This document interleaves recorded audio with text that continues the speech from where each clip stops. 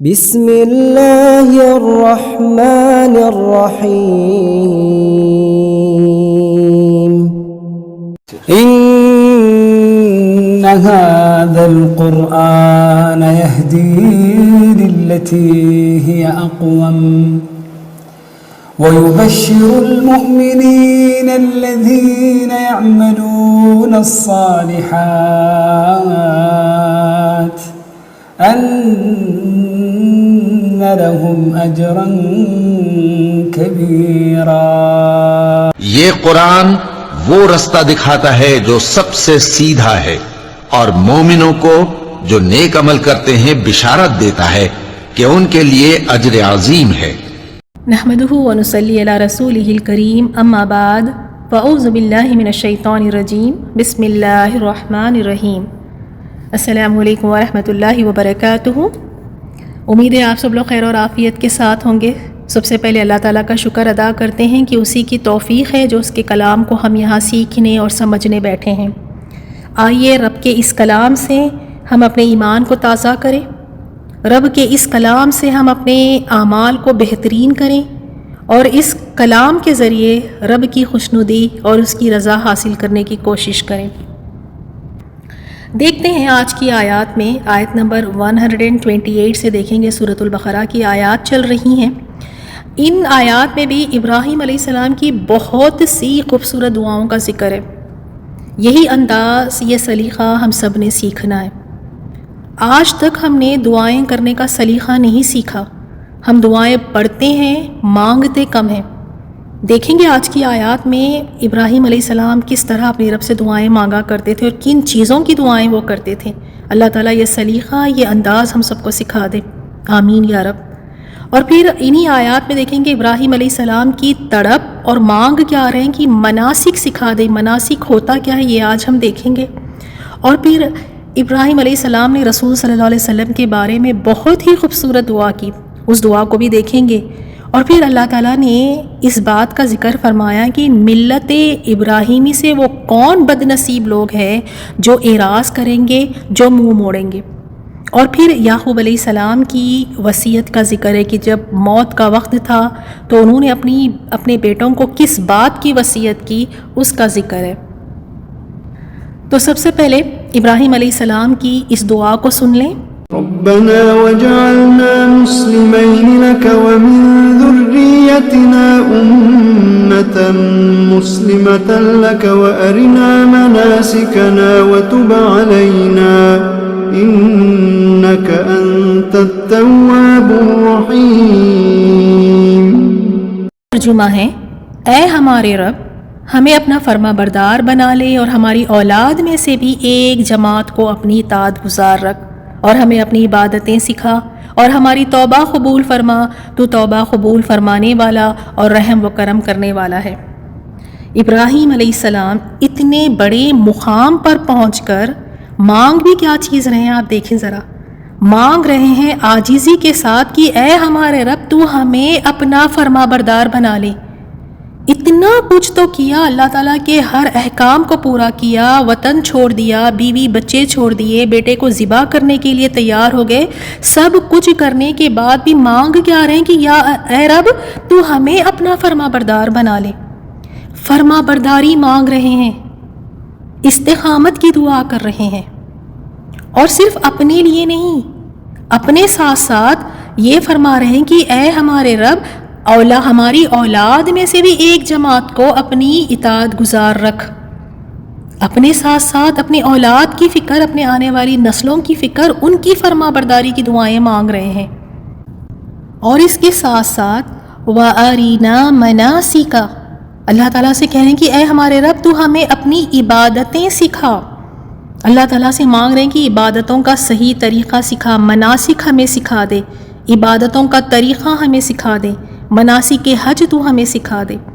اور اللہ تعالیٰ نے جبریل علیہ السلام کے ذریعے بہت ساری چیزیں، جیسے حدیث ہے، میں چھوٹی سی کر کے آپ اس کا مفہوم بتا دیتی ہوں کہ اللہ تعالیٰ نے جبریل علیہ السلام کو بھیجا اور جبریل علیہ السلام ابراہیم علیہ السلام کا ہاتھ پکڑ کر بیت اللہ میں لے گئے اور کہنے لگے کہ اس کی بنیادوں کو اٹھاؤ. ابراہیم علیہ السلام نے پھر بیت اللہ کی بنیادوں کو اٹھایا، اور جب پھر وہ عمارت کو مکمل طور پر انہوں نے بنا دیا تو پھر جبریل علیہ السلام پھر آپ کا ہاتھ پکڑ کر آپ کو صفا کی طرف لے کے گئے، مروہ کی طرف لے کے گئے. تو تھوڑی حدیث لمبی ہے. تو اللہ تعالیٰ نے جبریل علیہ السلام کے ذریعے یہ مناسک سکھائے. اور اس آیت میں ہم دیکھ رہے ہیں ابراہیم علیہ السلام نے 4 چیزیں مانگی. ایک اپنی فرما برداری، ایک اپنی اولاد کے لیے فرما برداری، دوسرا عبادت کا صحیح طریقہ، عبادت کا طریقہ سکھانے کی اللہ تعالیٰ سے دعا مانگی، اور پھر یہ کہ یا رب تو ہماری توبہ قبول فرما. اب اس آیت میں ہم تھوڑا اپنے آپ کو دیکھ لیتے ہیں. دیکھیں فرما برداری کی جو دعائیں ہیں، خاص طور پہ استقامت کی دعا، ہم بہت ساری دعائیں کرتے ہیں اور بہت ساری چیزوں کی دعائیں کرتے ہیں، لیکن استقامت کی دعا ہم سے مس ہو جاتی ہے. ہم اس کو اتنا اس سے نہیں مانگتے. استقامت کی دعائیں ہمیں مانگنا چاہیے جس طرح ابراہیم علیہ السلام نے استقامت کی دعا کی، کیونکہ ایمان کی کیفیت نہ کم بڑھتی رہتی ہے، گھٹتی رہتی ہے. ایمان ایک جیسا نہیں رہتا، دل کی کیفیت بھی بدلتی رہتی ہے. دل ہمیشہ ایک حالت پہ نہیں ہوتا.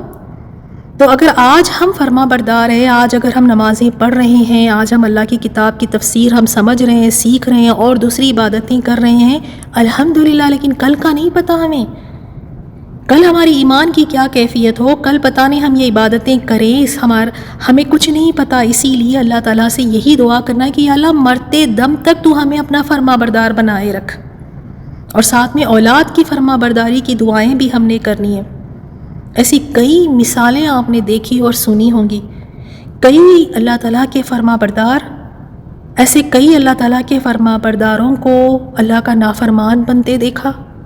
اللہ تعالیٰ کے کئی نافرمانوں کو اللہ تعالیٰ کا فرما بردار بنتے دیکھا. بہت ڈرانے والی بات ہے. ایک چھوٹی سی مثال ابلیس کو ہی دیکھ لیں، کس طرح وہ اللہ تعالیٰ کا فرما بردار تھا اور کیا انجام ہوا اس کا. تو استقامت کی دعائیں ہم سب نے کرنی ہے، اپنے لیے، اپنی اولاد کے لیے، اپنے آنے والی نسلوں کے لیے.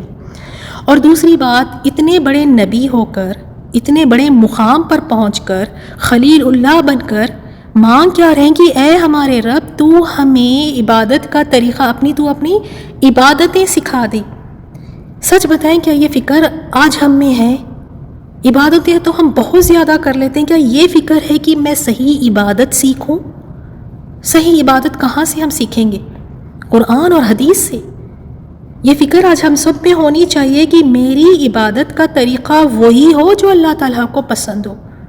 میری عبادت کا طریقہ وہی ہو جو نبی صلی اللہ علیہ وسلم کا طریقہ رہا ہو. اور عبادت کا طریقہ کس طرح ہونا چاہیے کہ اخلاص صرف اللہ تعالیٰ کے لیے اور نبی صلی اللہ علیہ وسلم کے بتائے ہوئے طریقے سے. آج ہم عبادتوں کے نام پر بہت ساری عبادتیں کرتے ہیں، لیکن یہ فکر کہیں نہیں ہے کہ کیا میری عبادتیں صحیح ہیں کہ نہیں. ضرور اس کی فکر کریں اور اللہ تعالیٰ سے دعا مانگے کہ یا رب میری نمازوں کو تو درست کر دے، یا اللہ تو میری عبادتوں کو درست کر دے، یا اللہ تو ہمیں صحیح علم عطا فرما. جس طرح ابراہیم علیہ السلام اللہ تعالیٰ سے مانگ رہے ہیں کہ یا رب تو ہمیں اپنی عبادتیں سکھا، اور یہی دعا ہم سب نے بھی کرنی ہے. اور اس کے بعد اسی آیت میں ہم دیکھیں گے ابراہیم علیہ السلام اتنی قربانیاں دے کر اللہ تعالیٰ کے ہر حکم کو بجا لایا، وطن چھوڑا، آگ میں کود پڑے، بیوی بچوں کو چھوڑ دیا، امتحان پر پورا اترے، اور پھر بھی عاجزی اس قدر کی اللہ تعالیٰ سے کہہ رہے کہ یا رب تو ہماری توبہ قبول فرما. اور پچھلی آیت میں ہم نے دیکھا تھا کہ کعبے کی تعمیر کرتے ہوئے یہ دعا کریں کہ یا اللہ تو ہم سے یہ قبول فرما. اس آیت میں ہم دیکھ رہے ہیں کہ یا اللہ تو ہماری توبہ قبول فرما. یہی انداز ہم نے سیکھنا ہے، کیونکہ نیکیاں کر کر خوش ہو کر نہیں بیٹھ جائیں. نیکیاں کرنے کے بعد بھی ڈرتے رہیں، پتہ نہیں ان نیکیوں میں، ان عبادتوں میں کتنی کمیاں، کتنی خامیاں، کتنی غلطیاں ہوئی ہیں، ہمیں نہیں اندازہ، ہمیں نہیں پتہ اس کا. اللہ تعالیٰ سے مانگتے رہیں کہ یا رب تو ہمیں معاف فرما. خالص توبہ کیا کریں. نبی صلی اللہ علیہ وسلم دن میں 70 مرتبہ، اور دوسری حدیث میں آتا ہے کہ 100 مرتبہ استغفار کیا کرتے تھے. اور ہم اتنے گناہ چلتے پھرتے ہم کر دیتے ہیں، ہماری عبادتوں میں اخلاص نہیں، ہماری عبادتیں درست نہیں، لیکن پھر بھی ہم اس قدر توبہ اور استغفار نہیں کرتے ہیں. ہمیں بھی چاہیے کہ خوب اللہ تعالیٰ سے ہم توبہ کریں، سچی اور خالص توبہ کریں، اپنے گناہوں کی ہم بخشش مانگتے رہیں. لیکن خیال ایک بات کا ضرور رکھیں، بے دہانی میں کی گئی اور غفلت سے کی گئی دعائیں قبول نہیں ہوتی۔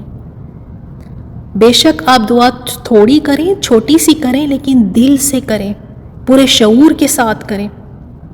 اب اگلی آیت میں بھی ابراہیم علیہ السلام کی اس دعا کا ذکر ہے جو رسول اللہ صلی اللہ علیہ وسلم کے بارے میں تھی، اور یہ ابراہیم علیہ السلام اور اسماعیل علیہ السلام کی آخری دعا ہے۔ اس دعا کو سن لیں آپ۔ ربنا وابعث فيهم رسولا منهم يتلو عليهم آياتك ويعلمهم الكتاب والحكمة ويزكيهم إنك أنت العزيز الحكيم۔ اس کا ترجمہ ہے، اے ہمارے رب، اور ان لوگوں کے لیے انہی میں سے ایک رسول بھیج، وہ ان کے سامنے تیری آیتیں تلاوت کرے اور انہیں کتاب اور حکمت کی تعلیم دے اور انہیں پاک کرے، بے شک تو ہی غالب خوب حکمت والا ہے۔ رسول اللہ صلی اللہ علیہ وسلم کے حق میں یہ دعا کی کہ اس مکہ میں اسی بستی میں سے انہی میں سے ان کے لیے ایک رسول بھیج۔ اور یہ ابراہیم علیہ السلام کی آخری دعا تھی۔ اللہ تعالیٰ نے یہ اس دعا کو قبول فرمایا، اور انہی میں سے اللہ تعالیٰ نے ایک رسول کو بھیجا جو تمام کے لیے، چاہے وہ انسان ہو، جنوں کے لیے بھی رسول بنا کر بھیجا، انسانوں کے لیے بھی رسول بنا کر بھیجا، عرب ہو اور عجم ہو، چاہے کوئی ہو، ہر کسی کے لیے رسول بنا کر بھیجا۔ اور رسول اللہ صلی اللہ علیہ وسلم بھی فرماتے تھے، حدیث میں ہے، رسول صلی اللہ علیہ وسلم فرماتے ہیں کہ میں اپنے باپ ابراہیم علیہ السلام کی دعا اور عیسیٰ علیہ السلام کی بشارت اور اپنی ماں کا خواب ہوں۔ جنہوں نے سب سے پہلے آپ صلی اللہ علیہ وسلم کی ذکر کی سعادت حاصل کی اور لوگوں میں چرچا کیا، وہ ابراہیم علیہ السلام ہے۔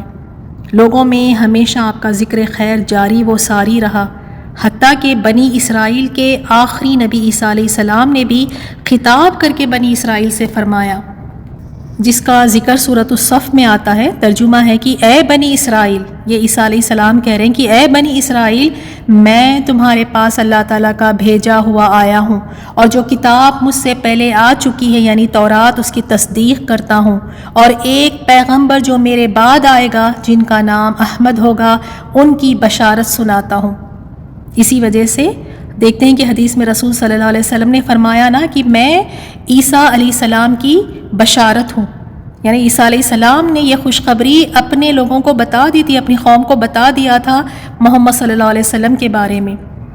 اسی طرح آپ صلی اللہ علیہ وسلم نے فرمایا، میری ماں نے یہ خواب دیکھا ہے کہ ان سے روشنی نکلی ہے جس سے شام کے محلات روشن ہو گئے، اور وہ رسول ایسا ہو یتلو علیہم آیاتک، جو ان کے پاس تیری آیات پڑھے، وَيُعَلِّمُهُمُ الْكِتَابَ وَالْحِكْمَةَ، اور انہیں کتاب اور حکمت سکھائے۔ کتاب سے مراد قرآن ہے، اور حکمت سے مراد یہاں پر سنت ہے، حدیث ہے، دین کا فہم ہے۔ وَيُزَكِّيهِمْ، اور انہیں پاک صاف کرے۔ کن چیزوں سے پاک کرے؟ شرک سے پاک کرے، انہیں ان کے اخلاق و کردار کی کوتاہیوں سے پاک کرے، انہیں اللہ تعالیٰ کا فرما بردار بنا دے، انہیں اللہ تعالیٰ کی اطاعت گزاری پر لگا دے۔ انک انت العزیز الحکیم، بے شک تو غالب اور صاحب حکمت ہے۔ عزیز کے معنی وہ ذات جو سب پر غالب ہو اور جسے کوئی عاجز نہ کر سکے، اور وہ ہر چیز پر قادر ہو، اور حکیم وہ ہے یعنی جس کے تمام افعال اور اس کے تمام اقوال حکمت پر مبنی ہوں، اور وہ تمام اشیاء کو اپنے علم و حکمت اور عدل کے مطابق اپنی اپنی جگہ پر رکھے۔ تو اللہ تعالیٰ العزیز ہے، الحکیم ہے۔ اس آیت میں ہم نے دیکھا ابراہیم علیہ السلام نے رسول صلی اللہ علیہ وسلم کے لیے یہی دعا کی کہ ان میں ایسا نبی بھیج جو تیری آیات پڑھے، جو کتاب اور حکمت انہیں سکھائے اور انہیں پاک کرے۔ اور یہ دعا کتنے سالوں بعد جا کر قبول ہوئی، کیونکہ اللہ تعالیٰ کے یہاں ہر چیز کا ایک وقت ہوتا ہے۔ اب آپ دیکھیں، ہم بھی اپنی اولاد کو لے کر کئی ایسی دعائیں کرتے ہیں جب دیکھتے ہیں کہ بے نمازی ہے، قرآن سے دور ہے، بیٹی حجاب نہیں لے رہی ہیں، بری صحبتوں میں ہیں، گناہوں میں مبتلا ہے، تو ماں یہ دیکھ کر تڑپ جاتی ہے، سمجھاتی بھی اپنی اولاد کو، اپنے بیٹا اور بیٹی کو سمجھاتی ہے، بتاتی ہے، تڑپ کر ان کے لیے دعائیں کرتی ہیں، لیکن پھر مایوس ہو جاتی ہے۔ تو مایوس کبھی نہ ہو، آج نہ صحیح، ہو سکتا ہے ہمارے جانے کے بعد اللہ تعالیٰ ہماری دعاؤں کو قبول فرما لے۔ آج ہماری اولادوں میں وہ تبدیلی نہیں دیکھتے ہم، آج ہم اپنی اولاد میں نہیں دیکھ رہے ہیں کہ وہ اللہ تعالیٰ کے فرما بردار ہے، لیکن دعائیں کرتی رہیں۔ آج نہ صحیح کل آپ کی دعائیں ضرور رنگ لائیں گی۔ اللہ تعالیٰ اپنے کرم سے ہماری دعاؤں کو ہماری اولاد کے حق میں قبول فرمائے۔ اللہ تعالیٰ ہماری اولاد کو نیک صالح فرما بردار بنا دے، کیونکہ سچے دل سے مانگی گئی اولاد کے لیے دعائیں کبھی رد نہیں ہوتی، قبول ضرور ہوتی ہے۔ اللہ تعالیٰ ہمیں اپنی اولاد کے حق میں ان کے دین اور دنیا کے لیے بہترین دعائیں مانگنے کی توفیق عطا فرمائے۔ اگلی آیت دیکھتے ہیں۔ اس آیت میں ابراہیم علیہ السلام کی عظمت اور فضیلت کو اللہ تعالیٰ نے بیان فرمایا، وَمَن يَرْغَبُ عَن مِّلَّةِ إِبْرَاهِيمَ، اور کون بے رغبتی کر سکتا ہے ملت ابراہیمی سے، إِلَّا مَن سَفِهَ نَفْسَهُ، سوائے اس کے جس نے اپنے نفس کو احمق بنا لیا۔ یعنی دین ابراہیمی سے وہی بے رغبتی کرے گا جو محض بے وقوف ہو، کیونکہ ایک عقل مند انسان سے یہ تصور نہیں کیا جا سکتا۔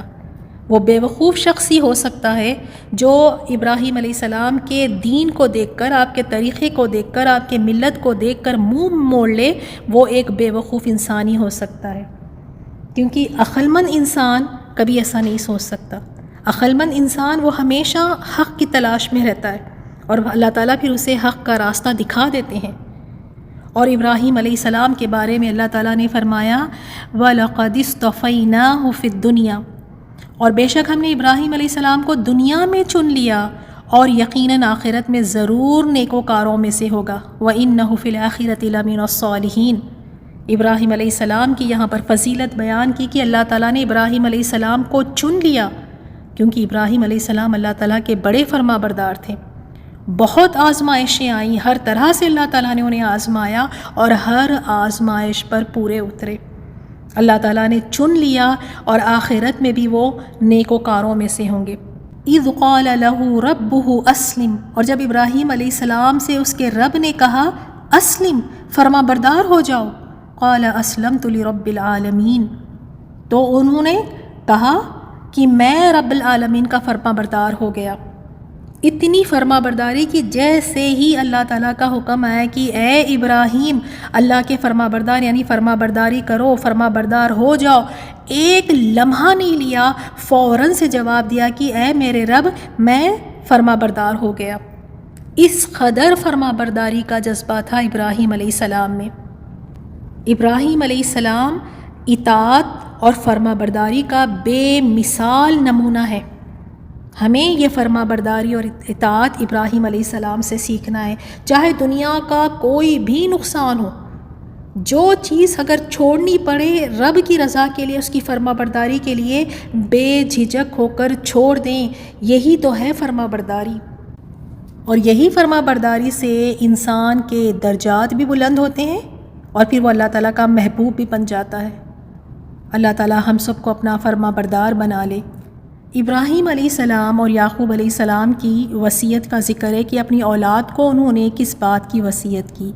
وَوَصَّى بِهَا إِبْرَاهِيمُ بِبَنِيهِ وَيَعْقُوبُ، ابراہیم علیہ السلام نے اپنے بیٹوں کو اسی کی وصیت کی، اور یعقوب نے بھی، کہ اے میرے بیٹوں، بے شک اللہ تعالیٰ نے تمہارے لیے یہ دین چن لیا ہے۔ فَلَا تَمُوتُنَّ، پس تمہیں ہرگز موت نہ آئے، إِلَّا وَأَنْتُمْ مُسْلِمُونَ، مگر اس حال میں کہ تم مسلمان ہو۔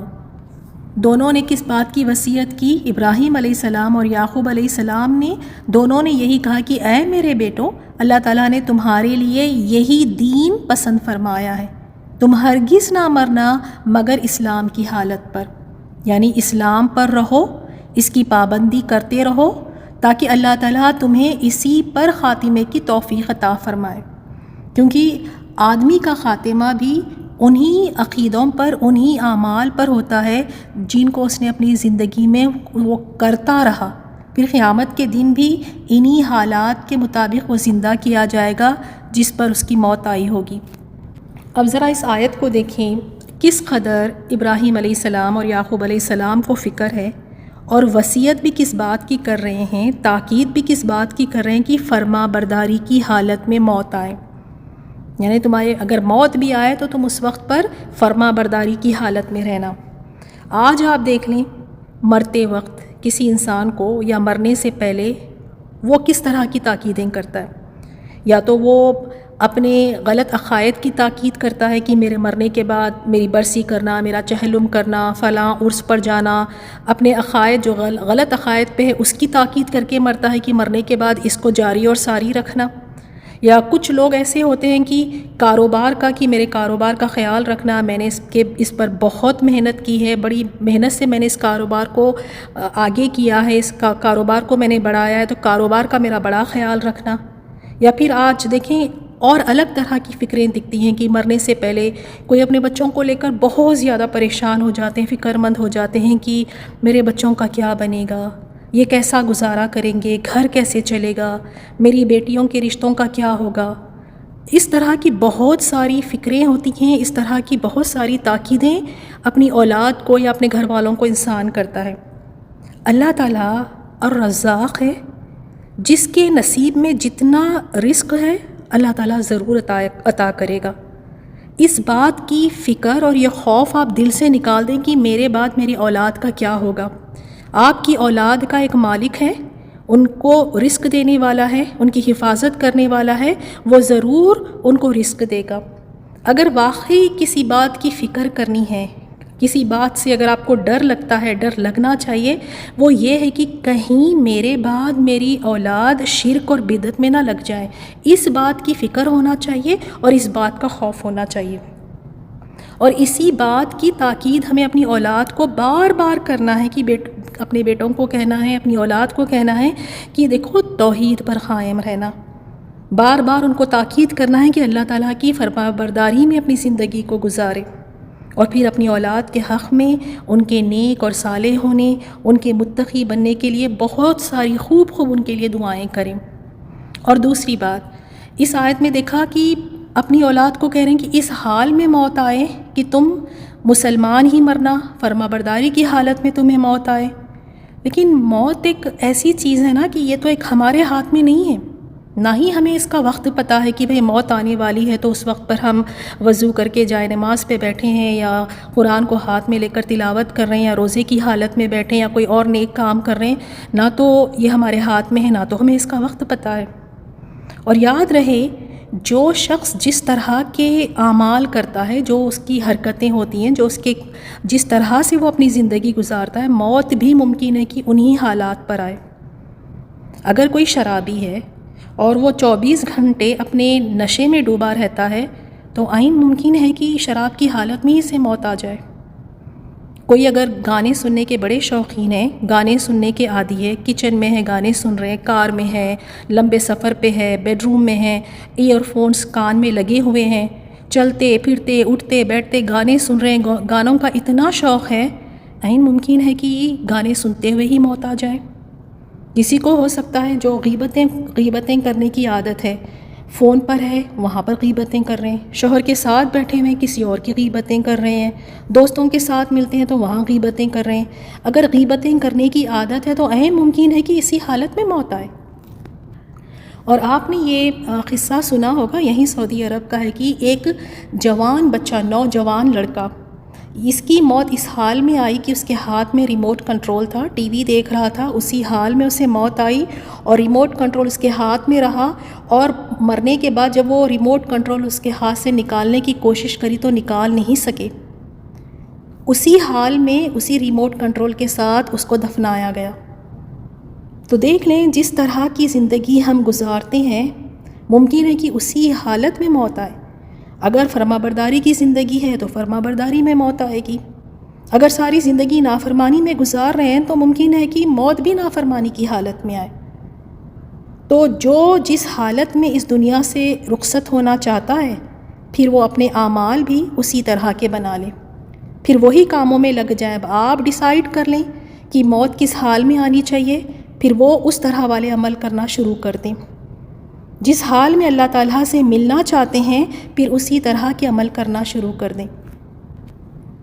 حدیث میں بھی آپ نے سنا ہوگا کہ جیسے کچھ مثالیں ہمیں ملتی ہیں کہ جو احرام کی حالت میں جو فوت ہو جاتا ہے تو وہ احرام کی حالت میں ہی اٹھایا جائے گا اور وہ احرام کی حالت میں تلبیہ پکارتا ہوا اٹھایا جائے گا۔ کتنی خوبصورت اس کی موت آئی ہے، اور قیامت والے دن وہ اسی احرام کی حالت میں تلبیہ پکارتے ہوئے اٹھے گا۔ اسی طرح جو اللہ تعالیٰ کے راستے میں شہید ہو جاتا ہے تو شہید کو اس حال میں اٹھایا جائے گا کہ اس کے زخم سے خون کے قطرے ٹپک رہے ہوں گے اور اس میں سے کستوری کی مہک آ رہی ہوگی۔ تو ہم سب کو ضروری ہے کہ ہم ہر حال میں فرما برداری کی حالت میں فرما برداری کے ہی کام کریں، فرما برداری کی حالت میں رہیں ہمیشہ، کیونکہ موت کا نہیں کوئی ہمیں پتہ۔ اللہ تعالیٰ سے یہی ہم دعا کرتے ہیں کہ اے ہمارے رب تو ہمارا خاتمہ بالخیر فرمانا، اے ہمارے رب ہمیں تو مرتے وقت کلمہ نصیب فرمانا، آمین یا رب۔ اب آگے دیکھیں آیت میں یعقوب علیہ السلام مرتے وقت اپنے بیٹوں کو وصیت کر رہے ہیں۔ ام کنتم، کیا تھے تم، شہداء موجود، اذ حضر، جب آئی یعقوب علیہ السلام کو الموت، موت، اذ قال، جب کہ اس نے کہا لبنیہ، اپنے بیٹوں سے، ما تعبدون، کس چیز کی تم عبادت کرو گے، من بعدی، میرے بعد۔ انہوں نے کہا ہم عبادت کریں گے الہ کا، تیرے معبود کی، و الہ آبائک، اور تیرے باپ دادا کے معبود کی، ابراہیم اور اسماعیل اور اسحاق کے معبود واحد کی، وَنَحْنُ لَهُ مُسْلِمُونَ، اور ہم اسی کے فرما بردار ہیں۔ یہود سے یہاں پر کہا جا رہا ہے کہ کیا تم موجود تھے جو تم دعویٰ کرتے ہو کہ ابراہیم علیہ السلام اور یعقوب علیہ السلام نے اپنی اولاد کو یہودیت پر قائم رہنے کی وصیت فرمائی تھی، تو کیا تم واقعی یعقوب علیہ السلام کے انتقال کے وقت، ان کے فوت ہوتے وقت تم وہاں پر تھے؟ تو کیا تم یہ وصیت کے وقت وہاں پر موجود تھے؟ اگر وہ یہ کہیں گے کہ موجود تھے تو یہ جھوٹ ہے اور بہتان ہوگا، کیونکہ اس وقت پر تو وہ تھے نہیں۔ اور اگر وہ یہ کہیں گے کہ حاضر نہیں تھے تو پھر ان کا یہ دعویٰ بالکل غلط ہے، کیونکہ یہودی کیا کہتے تھے کہ ابراہیم علیہ السلام، یعقوب علیہ السلام جو ہے یہودی تھے، تو ان کا یہ دعویٰ غلط ہے۔ اللہ تعالیٰ نے کہا کہ کیا تم ان کے مرتے وقت، ان کے فوت ہوتے وقت وہاں پر تھے؟ تمہارے تو یہ دعویٰ، تمہارے یہ دعوے غلط ہیں۔ انہوں نے جو وصیت کی تھی وہ اسلام کی تھی، نہ کہ یہودیت یا عیسائیت کی تھی۔ انہوں نے تو اپنی اولاد کو یہی بات کی وصیت کی تھی کہ جب اس حال میں موت آئے کہ تم اللہ تعالیٰ کے فرما بردار ہو، اس حال میں موت آئے کہ تم مسلم ہو۔ یہودیت اور عیسائیت کی انہوں نے کوئی وصیت نہیں کی۔ اور جتنے بھی انبیاء آئے سب کا دین جو ہے اسلام ہی تھا، جتنے بھی انبیاء آئے شروع سے لے کے آخر تک سب کا پیغام ایک ہی تھا، سب کا دین ایک ہی تھا، اور وہ اسلام ہی تھا۔ اگرچہ شریعت اور طریقے سب کے مختلف تھے، کچھ مختلف تھے، لیکن دین سب کا ایک ہی تھا۔ اس آیت سے ہمیں یعقوب علیہ السلام کی فکر پتہ چلتی ہے کہ کس طرح سے وہ اپنی اولاد کو لے کے، ان کے عقیدے کو لے کر، ان کے دین کو لے کر فکر مند تھے، کہ وہ بھی موت کے وقت اپنی اولاد کو یہی نصیحت کر رہے ہیں کہ میرے بعد تم کس کی عبادت کرو گے؟ اور ان کی اولاد نے جواب یہی دیا کہ ہم آپ کی اور آپ کے باپ دادا کے الہ کی ہم عبادت کریں گے۔ یہی پیغام ہم نے اپنی اولاد کو بھی دینا ہے، ان کو بتانا ہے، سمجھانا ہے، ان کو اس عقیدے پر قائم رکھنا ہے کہ ایک اللہ کی عبادت کریں، کچھ مانگنا ہو تو اسے رب سے مانگے، اگر ہاتھ اٹھانے ہو تو اس رب کے آگے ہی ہاتھ اٹھائیں، اور اگر سجدہ کرنا ہے تو صرف وہی رب لائق ہے کہ اس کے آگے سجدہ کیا جائے۔ ہمیں اپنی اولاد کی تربیت اس طرح کرنا ہے کہ وہ شرک سے دور رہے اور توحید پر وہ قائم رہے۔ پھر فرمایا تِلْکَ أُمَّةٌ، یہ جماعت، یہ ایک جماعت ہے، یعنی یہ جماعت تو گزر چکی جو انہوں نے کیا، لَهَا مَا كَسَبَتْ وَلَكُمْ مَا كَسَبْتُمْ، یہ جماعت گزر چکی، جو انہوں نے کیا وہ ان کے لیے ہے، اور جو تم کرو گے تمہارے لیے ہے، ان کے اعمال کے بارے میں تم سے نہیں پوچھا جائے گا۔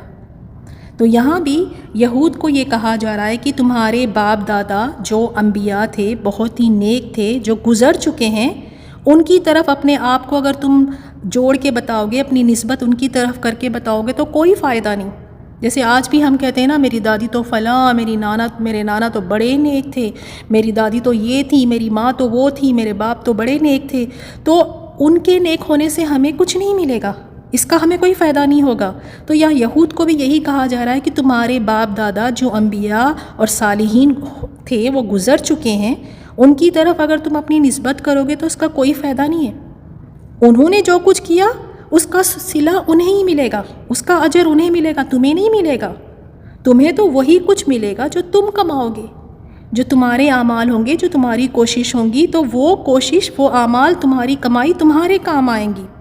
تو اس سے ہمیں یہ معلوم ہوا کہ اسلاف کی جو ہمارے باپ دادا ہیں نیک اگر رہے ہیں تو ان کی نیکیوں پر اعتبار کر کے بیٹھ جانا، ان کا سہارا لینا، یہ اعتقاد یہ بالکل غلط ہے۔ کیونکہ اکثر ایسے ہوتا ہے کہ لوگ کہتے ہیں کہ ہمارے بڑے بہت نیک تھے، بہت صالح تھے، تو ان کے نیکیوں سے ہمیں کچھ نہیں فائدہ ہوگا۔ اصل چیز کیا ہے؟ ایمان اور عمل صالح ہے، یہی دو چیزیں ہیں، اور یہی پچھلے جتنے بھی صالحین تھے، نیک لوگ تھے، ان کا بھی یہی سرمایہ رہا کہ وہ ایمان پر قائم رہے اور عمل صالح کرتے رہے، اور قیامت تک آنے والے انسانوں کی نجات کا بھی پھر یہی ذریعہ ہے کہ ایمان اور عمل صالح۔ اگر ایمان نہ ہو، اگر انسان کے پاس نیک اعمال نہ ہو، اس کے خاندان والے، اس کے باپ دادا چاہے کتنے ہی نیک کیوں نہ ہو، وہ نجات نہیں پا سکتا۔ اللہ تعالی ہم سب کے عقیدوں کو درست فرمائیں، ہم سب کو توفیق عطا فرمائیں کہ اس رہتی دنیا میں ہی ہم اپنے رب کو راضی کرنے والے عمل کریں، اپنی کوشش ہم خود کریں، اور اللہ تعالیٰ ان نیک اعمال کو اپنے رحم و کرم سے ہماری نجات کا ذریعہ بنا دے۔ آمین۔ السلام علیکم ورحمۃ اللہ وبرکاتہ۔